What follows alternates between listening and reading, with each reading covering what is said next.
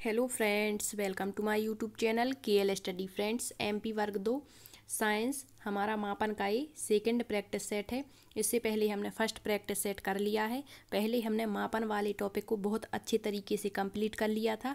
उसकी लगभग 10-12 क्लासें हैं, तो पहले आप उनको जा कर के देखें, फिर आप ये प्रैक्टिस सेट लगाएंगे तो आप इन क्वेश्चनों के आंसर आसानी से दे पाएंगे। तो हमारा जो फर्स्ट प्रैक्टिस सेट हमने मापन का डाला था, उसमें आपको मतलब टॉपिक वाइज ही हम कवर करवा रहे हैं। पहले हमने जो मूल राशियाँ, व्युत्पन्न राशियाँ वगैरह पढ़ी थी, तो उनके क्वेश्चन देख लिए थे और यहाँ पर हम आपको पूरा विश्लेषण देते हैं ताकि आपको अब फिर से पढ़ने की ज़रूरत ना पड़े। तो ये हमारा प्रैक्टिस सेट सेकंड है। और यदि जिसने आपका फर्स्ट टॉपिक सिलेबस का ब्रह्मांड नहीं देखा है तो वो आप देख सकते हैं, उसकी प्लेलिस्ट बनी हुई है, तो आप वहाँ पर जा कर के देख लें। वर्ग 2 के नाम से साइंस या विज्ञान डला होगा, तो आप देख सकते हैं। और उसके प्रैक्टिस सेट भी हमने कर लिए हैं, ठीक है। तो आइए देखते हैं आज के कुछ इम्पोर्टेंट क्वेश्चन, और ये बहुत ही महत्वपूर्ण क्वेश्चन है। और आपके इसमें एनसीईआरटी के क्वेश्चन भी बुक्स से ले लेते हैं, और जो आपके पिछली बार जो क्वेश्चन पूछे गए हैं वो भी यहाँ पर इंक्लूड रहते हैं, ठीक है। तो यहाँ पर क्वेश्चन नंबर 11 से शुरू करेंगे, ठीक। तो क्वेश्चन है कि त्वरण बराबर डैश, मतलब इस तरीके से क्वेश्चन पूछेगा आपसे। तो त्वरण का यहाँ पर ये सूत्र दिए गए हैं, तो हमें बताना है कि सूत्र क्या होता है। तो इसका जो करेक्ट आंसर होगा वो होगा ऑप्शन नंबर ए, वेग में परिवर्तन बटा समय। अब थोड़ा सा देख लेते हैं त्वरण के बारे में। यहाँ पर दिया है कि किसी वस्तु पर वेग परिवर्तन, यहाँ ये वेग होगा, थोड़ा सा मिसप्रिंट है। तो किसी वस्तु पर वेग परिवर्तन की दर को उस वस्तु का त्वरण कहते हैं, और त्वरण को प्रायः ए से सूचित किया जाता है, और इसका जो एसआई मात्रक है वो मीटर प्रति वर्ग सेकंड होता है। ऐसा लिखा आ सकता है हिंदी में, और इंग्लिश में ऐसा लिखा जाता है। और यदि इस साइन को हमें चेंज करना है तो यही मीटर जो है सेकंड ऊपर जाता है तो -2 की घात लग जाती है, ठीक है। तो ये भी सही होगा। तो किसी भी तरीके से पूछ लें, आपको आंसर बता देना है, ठीक है। तो आपका जो त्वरण है, इसका सूत्र आपको यदि याद है तो फिर आप इस पर बनने वाले सारे न्यूमेरिकल क्वेश्चन कर सकते हैं। अब आपको एक बात और बता दें कि हमारे पास इतना ज़्यादा टाइम नहीं बचा है कि हम आपको जितने भी क्वेश्चन न्यूमेरिकल बनेंगे तो सारे करवा दें। तो इससे बेहतर क्या होगा कि आप 11th क्लास की बुक्स उठाएंगे, और उसमें बहुत सारे प्रैक्टिस सेट के लिए आपके लिए न्यूमेरिकल क्वेश्चन दिए गए हैं, तो आप उनको ज़रूर लगाएं, ठीक है। और जितना हो सकेगा वो तो हम करेंगे ही, इसके अलावा भी आपको बहुत डबल मेहनत करनी पड़ेगी, ठीक है। तो त्वरण क्या कहलाता है? तो वेग में परिवर्तन की दर, वेग में परिवर्तन की दर बटा में आपका समय हो जाता है। तो यहाँ आपको 3 चीज़ें याद रखनी पड़ेंगी। एक तो वेग जो होता है इसका मात्रक याद रखेंगे, मीटर प्रति सेकंड होता है। फिर यहाँ पर दिया है समय, समय का सेकंड, और आपके त्वरण का जो एसआई मात्रक है वो दिया गया है मीटर प्रति वर्ग सेकंड। अब आपका जो यहाँ पर वेग होता है तो चलते हैं, वो प्रारंभिक वेग होता है। तो शुरुआती वेग जो होता है उसे यू से डिनोट करते हैं, और आपका अंतिम वेग जो होता है उसे भी से। अब आपसे यहाँ पर क्वेश्चन पूछेगा कि कोई व्यक्ति है या कोई वस्तु है, तो वो उसका जो प्रारंभिक वेग है वो इतना दिया गया है, अंतिम वेग ए दिया है, तो उसका समय बताइए कितने में वो पहुँचेगी। मतलब यहाँ पर 3 यूनिट आपको दी जाएंगी और एक पूछ लेगा, ठीक है। इसी तरह से कह देगा कि कोई वस्तु है, उसका जो वेग है, प्रारंभिक वेग इतना दिया गया है मान के चलिए, ठीक है। समय इतना, मतलब इतने समय में वो अपने गंतव्य स्थान पर पहुंचती है, मतलब अंतिम वेग भी दिया है। तो आपसे पूछ लेगा कि उसकी जो त्वरण है वो क्या होगा। तो ये आपकी न्यूमेरिकल कुछ क्वेश्चन बनते हैं। तो हो सकेगा तो आपको 1-2 क्वेश्चन करवा देंगे, फिर आपको अधिक से अधिक प्रैक्टिस करनी पड़ेगी, ठीक। अब देखते हैं नेक्स्ट क्वेश्चन। तो नेक्स्ट क्वेश्चन दिया गया है प्रकाश वर्ष किसकी इकाई है। तो ये हमने ब्रह्मांड वाले टॉपिक में भी कवर किया था, और यहाँ एक बार फिर से देख लेते हैं। तो प्रकाश वर्ष जो है आपके दूरी मापने की इकाई है। किसकी है? दूरी। तो आपसे ये भी क्वेश्चन पूछ सकते हैं कि दूरी मापने की इकाइयाँ कौन कौन सी हैं। तो हमने ब्रह्मांड में जो बहुत बड़ी बड़ी दूरियाँ होती हैं उनको मापने के लिए कुछ आपके ये इकाइयाँ बनाई गई थी। तो इसमें सबसे पहले बता दें आपकी प्रकाश वर्ष हो गई, ठीक है। प्रकाश वर्ष क्या कहलाती है? तो प्रकाश द्वारा एक वर्ष में तय की गई दूरी को प्रकाश वर्ष कहते हैं, ठीक। फिर इसके बाद आपकी दूरी मापने की एक इकाई होती है खगोलीय इकाई। क्या होती है? खगोलीय इकाई, जैसे AU कहते हैं, एस्ट्रोनॉमिकल यूनिट। और एक होती है आपकी पारसेक। अब इस पर भी न्यूमेरिकल क्वेश्चन बनते हैं, जैसे कह देगा कि प्रकाश वर्ष को पारसेक में बदलिए, या फिर जो एक पारसेक में कितने प्रकाश वर्ष होते हैं, तो इस तरीके से। तो इसका जो करेक्ट आंसर है ऑप्शन फर्स्ट है ए। प्रकाश वर्ष किसकी इकाई है? दूरी मापने की। और ये बड़ी इकाइयाँ हैं। दूरी मापने की बड़ी इकाइयाँ कौन कौन सी होती हैं? तो एक तो एस्ट्रोनॉमिकल यूनिट होती है आपकी, खगोलीय इकाई जिसे कहते हैं। फिर दूसरी प्रकाश वर्ष होती है जिसे लाइट ईयर कहते हैं। और तीसरी होती है आपकी पारसेक, जिसे पारसेक ही कहा जाता है। तो आइए थोड़ा सा इनके बारे में हम एक बार जल्दी से चर्चा कर लेते हैं। दूरी मापने की बड़ी इकाइयाँ, तो पहली होती है खगोलीय इकाई। तो पृथ्वी से सूर्य के बीच की औसत दूरी क्या कहलाती है? आपकी खगोलीय इकाई। इसे एस्ट्रोनॉमिकल यूनिट में मापा जाता है, क्योंकि सूर्य और पृथ्वी के बीच की दूरी थोड़ी मोड़ी होती तो हम मीटर किलोमीटर में माप लेते, लेकिन ये बहुत बड़ी दूरी है, तो इसको मापने के लिए आपके खगोल वेत्ताओं के द्वारा ये इकाइयाँ बनाई गई हैं। तो वही है आपकी खगोलीय इकाई। अब आपसे पूछेगा कि जो एक खगोलीय इकाई बराबर कितना होता है, या एक एस्ट्रोनॉमिकल यूनिट बराबर कितना होता है? तो वो होता है 1.5 इंटू 10⁸ ये ऐसा है, ठीक है। यहाँ पर ऊपर एक घात लगी हुई है, किलोमीटर में दिया है। यदि मीटर में यहीं पर आपसे पूछ ले तो आपको 3 घात बढ़ा देनी है। तो यहाँ पर मीटर में हो जाएगा 1.5 इंटू 10⁻11, ठीक है। तो ये मीटर में नकल करके आ जाता है। तो ये आपको इम्पोर्टेंट है क्वेश्चन, पूछ सकते हैं एक एस्ट्रोनॉमिकल यूनिट बराबर कितना होता है। तो याद रखेंगे, क्योंकि क्वेश्चन कहीं से भी बन सकते हैं। तो यहाँ पर क्वेश्चनों की संख्या नहीं देखनी है आपको कि केवल 10 क्वेश्चन है। यहाँ विश्लेषण देखना है कि कितने सारे क्वेश्चन आपके एक एक पॉइंट से बन रहे हैं। दूसरी होती है दूरी मापने की बड़ी इकाई प्रकाश वर्ष। और पिछली बार क्वेश्चन पूछा गया था एक प्रकाश वर्ष बराबर कितना होता है। तो देखिए, एक प्रकाश वर्ष वही एक वर्ष में प्रकाश के द्वारा तय की गई दूरी। और प्रकाश वर्ष को इंग्लिश में LY अर्थात लाइट ईयर कहते हैं।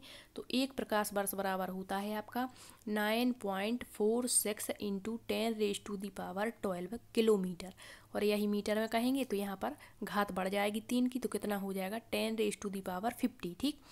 तो ये हुई प्रकाश वर्ष। नेक्स्ट है पारसेक। पारसेक दूरी मापने की सबसे प्राचीन और सबसे बड़ी इकाई। तो ये भी आपका प्रीवियस क्वेश्चन है, पूछा गया था कि जो पारसेक है, सॉरी, दूरी मापने की सबसे बड़ी इकाई कौन सी है? तो सबसे बड़ी इकाई होती है आपकी पारसेक।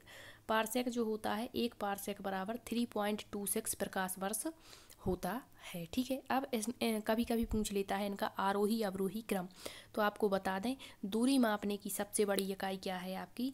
तो यदि आरोही क्रम का कहता है तो इसमें सबसे पहले सबसे छोटी यूनिट लिखते हैं, फिर उससे बड़ी यूनिट, और फिर सबसे बड़ी यूनिट लिखते हैं। तो सबसे बड़ी जो है दूरी मापने की इकाई आपकी पारसेक है। क्या है? पारसेक है। फिर पारसेक से छोटी होती है आपकी कौन सी? तो वो होती है आपकी प्रकाश वर्ष। और सबसे छोटी होती है यहाँ पर आपकी एस्ट्रोनॉमिकल यूनिट। तो ये आरोही अवरोही क्रम में जमाने को पूछता है, तो ये भी आप याद रखेंगे, ठीक। नेक्स्ट क्वेश्चन है आवृत्ति का एसआई मात्रक क्या है? ये आपका प्रीवियस क्वेश्चन है। तो आवृत्ति का एसआई मात्रक होता है आपका हर्ट्ज। इसको HZ से मतलब इसका संकेत चिन्ह है, ठीक है।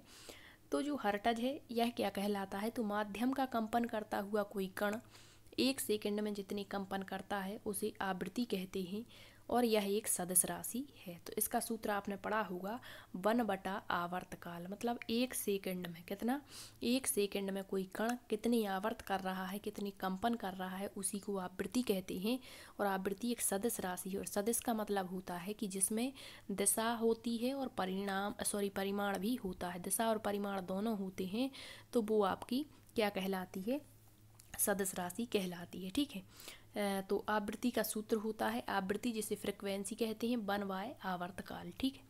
नेक्स्ट है आपका यदि त्वरण वेग की दिशा में हो तो उसे क्या कहेंगे? तो हमने अभी पढ़ा था त्वरण क्या कहलाता है? वेग में परिवर्तन बटा में समय, ठीक है। तो यदि आपका जो वेग है वो इसी दिशा में त्वरण हो रहा है और इसी दिशा में आपका वेग, तो वो क्या कहलाता है? धनात्मक त्वरण कहलाता है। और यदि आपको बता दें कि यदि घट रहा है वेग, मतलब त्वरण बढ़ रहा है, वेग घट रहा है, तो वो ऋणात्मक कहलाता है, ठीक है, जिसे मंदन कहते हैं।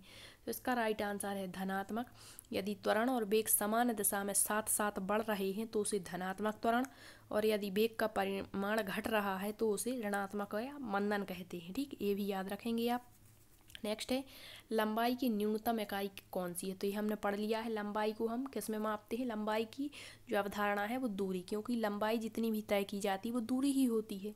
तो इसकी न्यूनतम इकाइयाँ हमने पढ़ी हैं, बड़ी इकाइयाँ और छोटी इकाइयाँ। तो बड़ी इकाइयाँ अभी आपको बता दी, पारसेक हो गया, ठीक है। इसके बाद आपकी लाइट ईयर हो गया, इसके बाद आपका एस्ट्रोनॉमिकल यूनिट। अब जो न्यूनतम इकाइयाँ हैं, तो सबसे छोटी इकाई होती है आपकी लंबाई मापने की, वो है फर्मी मीटर। क्या है? फर्मी जिसे कहते हैं। तो यह जो है बहुत छोटे छोटे जो अणु परमाणु हैं जो हमें साधारण आँखों से दिखाई नहीं देते, जिनके लिए सूक्ष्मदर्शी का प्रयोग करते हैं, उनके बीच की दूरी को भी माप देता है। इतनी छोटी इकाई है ये लंबाई की। अब यहाँ देख लेते हैं कि लंबाई मापने की छोटी इकाइयाँ कौन कौन सी हैं। तो इसका करेक्ट आंसर तो फर्मी हो गया, लंबाई मापने की सबसे छोटी इकाई। अब यहाँ देखते हैं लंबाई मापने की कुछ छोटी इकाइयाँ। पहले है माइक्रोन। माइक्रोन, इसका उपयोग जीव विज्ञान में अति सूक्ष्म, अब इससे एक क्वेश्चन बना था पिछली बार, वो भी हम देखेंगे। इसका उपयोग जीव विज्ञान में अति सूक्ष्म जीवाणुओं के आकार को मापने में होता है। 1 मीटर जितना होता है उसका 10 लाखवां भाग, आप सोचिए कितना छोटा होता होगा, उसे 1 माइक्रोन कहते हैं। और इसका जो संकेत है इस तरीके से म्यू होता है। क्या होता है? म्यू। अब 1 माइक्रोन बराबर पूछा जाता है, कभी कभी इनके घटते बढ़ते क्रम में क्वेश्चन पूछ लेते हैं, तो याद रखेंगे आप। 1 माइक्रोन बराबर होता है 10⁻⁻⁶ मीटर, ये है माइक्रोन। फिर होता है एंगस्ट्रॉन। तो इस मात्रा का उपयोग नाभिकीय भौतिकी में परमाणु और नाभिक के आकार को व्यक्त करने में। इसका संकेत एंगस्ट्रॉन ऐसा होता है, ऊपर एक बिंदी लगी होती है, ठीक है। इससे तरंग दैर्घ्य का मापन, तो ये भी पूछ सकते हैं कि तरंग दैर्घ्य मापन के लिए किस यंत्र का उपयोग किया जाता है, तो वो आपका एंगस्ट्रॉन होता है। नेक्स्ट है फर्मी मीटर। इसका उपयोग जो है नाभिकीय भौतिकी में नाभिकीय आकार को व्यक्त करने में। इसका जो संकेत होता है वो F होता है, और 1 फर्मी बराबर 10⁻⁻50 मीटर होता है। तो ये भी आपको याद रखना है, ठीक है। तो ये है आपकी लंबाई मापने की छोटी इकाइयाँ। पिछली बार पूछा गया था आपका कि जो परमाणु है, यदि हमें उसके आकार को मापना है तो किस यूनिट का प्रयोग करेंगे, वहाँ ऑप्शन में आपका फर्मी मीटर दिया गया था। बिल्कुल करेक्ट आंसर था आपका फर्मी। नेक्स्ट है निम्न में से कौन सी ऊष्मा की इकाई नहीं है। तो हमने पढ़ा है ऊष्मा के बारे में। ऊष्मा जो होती है ऊर्जा का ही रूपांतरण है। इसको ना तो उत्पन्न किया जाता है, ना ही नष्ट किया जाता, बल्कि एक रूप से दूसरे रूप में बदला जाता है, ये ऊष्मा होती है। और हमने पढ़ा है कि ऊष्मा की मात्रा को क्या कहते हैं, ऐसा ही मात्रा का आपका कैलोरी होता है, तो ये तो हमने पढ़ा है। फिर इसके बाद हमने पढ़ा था किलो जूल, किलो कैलोरी और कैलोरी, ये सब ऊष्मा की मात्रक हैं। लेकिन जो वाट है, वाट आपका शक्ति का मात्रक होता है। तो यही बताना है कौन सा एक आपका ऊष्मा का मात्रक नहीं है, तो वो आपका वाट हो जाएगा। अब देखते हैं यहाँ पर जो वॉट है वो शक्ति का मात्रक है। और शक्ति क्या कहलाती है, तो कार्य करने की दर शक्ति कहलाती है। तो कार्य बराबर आपका क्या हो जाता है, यहाँ पर दूरी बटे में समय, इस तरीके से, ठीक है। नेक्स्ट है ऊष्मा के मात्रक देख लेते हैं। तो ऊष्मा का एसआई मात्रक क्या है, वैसे तो जूल होता है, लेकिन सीजीएस मात्रक में इसे क्या कहते हैं, कैलोरी कहते हैं। तो जूल एसआई जो है वो बड़ा मात्रक माना जाता है, छोटा होता है। हैं दोनों ही किसकी मात्रक, ऊष्मा की। अब जो कैलोरी है वो क्या कहलाता है, तो 1 ग्राम जल, 1 ग्राम हम जल लेंगे और उसको 1 डिग्री सेल्सियस ताप पर बढ़ाएंगे, तो उसकी जो आवश्यक ऊष्मा उसमें जो लगेगी वो ही आपका 1 कैलोरी कहलाता है। तो एक क्वेश्चन भी बनता है कि 1 कैलोरी बराबर कितना जूल होता है। तो 1 कैलोरी बराबर 4.186 जूल, लगभग 4.2 कैलोरी होता है। तो कैलोरी आपका किसका मात्रक है, ऊष्मा का। फिर ये जूल दिया है, तो 1 जूल, उल्टा भी पूछ सकते हैं इसका कि जब 1 कैलोरी बराबर इतना जूल है तो 1 जूल बराबर कितना कैलोरी, तो 0.24 कैलोरी, ठीक है। नेक्स्ट है 1 किलो कैलोरी। तो वही 1 किलो कैलोरी में आपका ए रहेगा 1 जूल, और उसमें 10⁻³ जूल का मल्टीप्लाई करेंगे तो 1000 कैलोरी। और ए होता है आपका एक ब्रिटिश थर्मल यूनिट, ये 252 कैलोरी का होता है, ठीक है। तो इतनी चीज़ें याद रखेंगे। नेक्स्ट है 1 न्यूटन कितने डायन के बराबर होता है। तो ये हमने चेंज करना आपको बताया था। तो सबसे पहले तो न्यूटन किसका आपका मात्रक है, बल का मात्रक होता है। और बल का जो एसआई मात्रक है वो न्यूटन है, और सीजीएस मात्रक क्या होता है, डायन होता है। तो इसकी यहाँ पर बिम्मीय सूत्र की ज़रूरत पड़ती है। तो इसका जो करेक्ट आंसर है वो आपका ऑप्शन सी है, 10⁵ डायन होता है 1 न्यूटन बराबर, ठीक है। तो यहाँ देख लेते हैं थोड़ा सा बल के एसआई मात्रा को सीजीएस में बदलना। तो सूत्र क्या होता है हमारे बल का, द्रव्यमान बटे त्वरण, और त्वरण का भी हमने सूत्र पढ़ लिया, वेग परिवर्तन की दर बटे में समय होता है, ठीक है। अब एसआई मात्रक न्यूटन या किलोग्राम मीटर प्रति सेकेंड होगा, क्योंकि जो वेग है वो दूरी को ही तय करता है। तो दूरी और सॉरी यहाँ पर जो द्रव्यमान है यहाँ सूत्र से, तो द्रव्यमान का मात्रक होता है किलोग्राम। फिर यहाँ पर आया वेग परिवर्तन, तो वेग को किस में मापते, मीटर में, और नीचे दिया है समय, तो समय का स्क्वायर हो जाएगा, ठीक है, ऊपर जाएगा तो सॉरी। बल का जो बिंबीय सूत्र निकल करके आता है वो MLT2 होता है, ये हमने कहा था, आप रट लेना, ठीक है।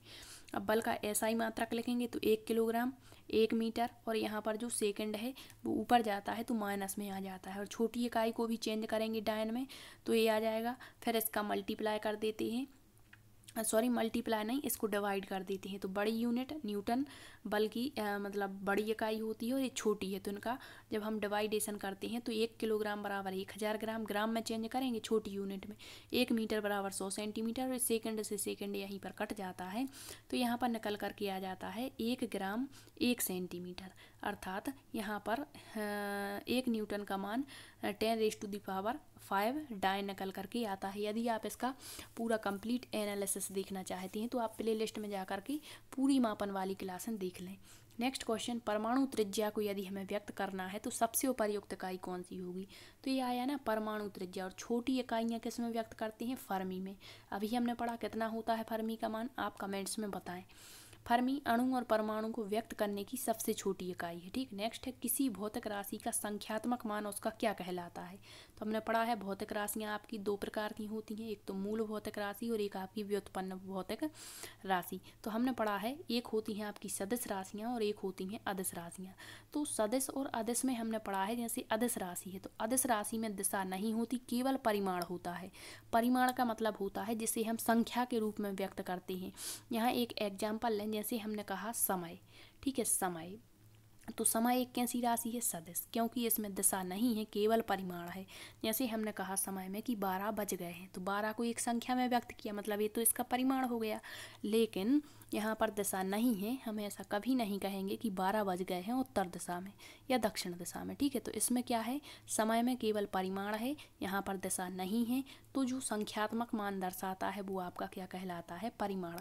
यहीं पर पूछ सकता है कि किसी भौतिक राशि का दिशात्मक या दिशा बताने के लिए, या जो दिशा बताता है, मतलब किसी भी तरीके से क्वेश्चन बनेगा तो आपको बता देना है संख्या, या जो संख्या बताता है वो परिणाम है और जो दिशा बताता है वो आपकी दिशा ही होती है। नेक्स्ट है, टोर डैश की इकाई है। तो यहाँ पर पिछली बार क्वेश्चन बना था आपका, वहाँ पर इस तरीके से टोर दिया गया था और बताना था कि ये किसकी इकाई होती है। तो यह आपके दाब की इकाई है, ठीक है, किसकी? दाब की। वैसे तो दाब को पास्कल में मापा जाता है, लेकिन इसकी एक इकाई मानी जाती है टोर, और एक क्वेश्चन पूछा गया था, तो आप इसे सर्च भी करेंगे तो कहीं भी इसका जो है जिक्र नहीं मिलता है। तो आपको ये याद रखना है जो टोर है वो किसकी इकाई है? दाब की। तो ये हुए आज के कुछ इंपॉर्टेंट 10 क्वेश्चन, जिसके माध्यम से आपको पूरा एनालिसिस किया। ये 10 क्वेश्चनों के माध्यम से आपके बहुत सारे क्वेश्चन कवर होते हैं, तो आप क्वेश्चनों की संख्या पर बिल्कुल ना जाएं, बस आप एनालिसिस को अच्छे से देखें, ठीक है। यदि आपको सेशन पसंद आया है तो सेशन को शेयर जरूर करें, और आपका यदि कोई क्वेश्चन रहता है तो आप कमेंट्स बॉक्स में पूछ सकते हैं। Thank you.